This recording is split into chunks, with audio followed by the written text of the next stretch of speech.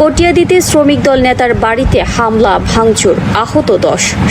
কিশোরগঞ্জের কটিয়াদী উপজেলার বনগ্রাম ইউনিয়নের কুরিয়াপাড়া গ্রামে পূর্ব বিরোধের জেরে শ্রমিক দল নেতা বকুল মিয়ার বাড়িতে হামলা ভাঙচুর ও লুটপাটের অভিযোগ উঠে।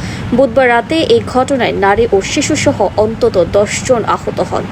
ভুক্তভোগীর অভিযোগ, স্বেচ্ছাসেবক দলের নেতা লাল মিয়ার নেতৃত্বে 20 থেকে 30 জনের একটি দল হামলা চালায়। বকুল মিয়া কটিয়াদী মডেল থানায় লিখিত অভিযোগ দিয়েছেন। পুলিশ জানিয়েছে, অভিযোগ তদন্ত করে আইনগত ব্যবস্থা নেওয়া হবে। অভিযুক্তদের বক্তব্য পাওয়া যায়নি। ঘরে রাখি আবার বাহিরেও তাহে আমার জমি বেচছি এমনের 10 লক্ষ টাকা। এই জমির টাকাও ছিল না ঘরে, আর মাছের টাকা ছিল, মাছ পুকুরতে বেচছিলাম আর অন্য জায়গাতে বিক্রি করে মানে লাভ করি।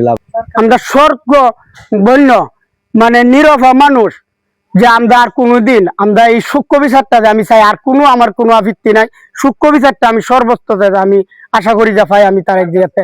তো বুধবার রাত্রে প্রায় আনুমানিক 9:30টার দিকে আমাদের বাড়িতে ওরা হামলা দেওয়ার পরে যা টাকা পয়সা ছিল তারা বাচ্চারা মারধর করে, আমরা টাকা পয়সা না দেওয়ার কারণে ওদেরকে মারধর করার পরে আমরা টাকা পয়সা ওদের কাছে দিয়ে দেই। তারপরে বাড়িতে একটা পুরুষ লোক আসছিল না, তারপরে বাড়িতে অনেক হামলা দেয়, ঘরদর ভাঙে, এরকম ভাবে আমাদের অত্যাচার করতেছে।